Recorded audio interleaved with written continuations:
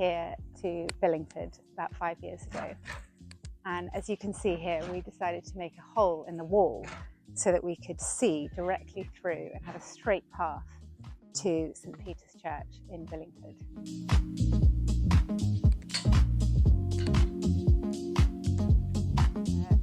This church in Billingford was disused and no one had been in. The doors were locked.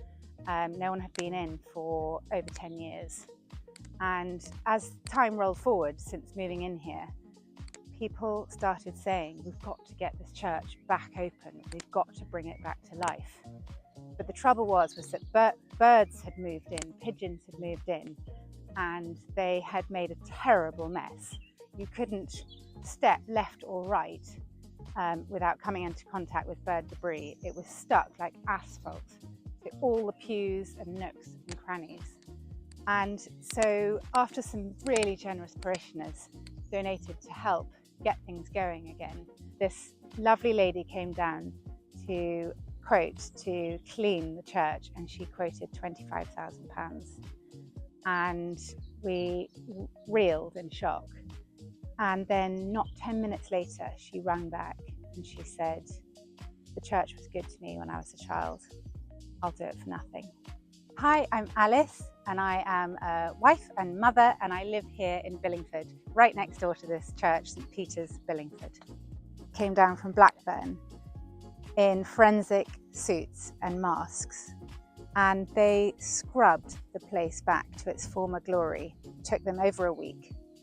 And every time they wanted another cup of tea or coffee, they rang the church bells, and over I'd come with my tray of tea and coffee. And people were coming out of the village saying, what's that noise? We haven't heard this noise in years. And one particular gentleman was so delighted. And when he saw what was going on, he said, why are you doing this? And I thought to myself, and I said, well, there's so much out there in the world that doesn't make sense.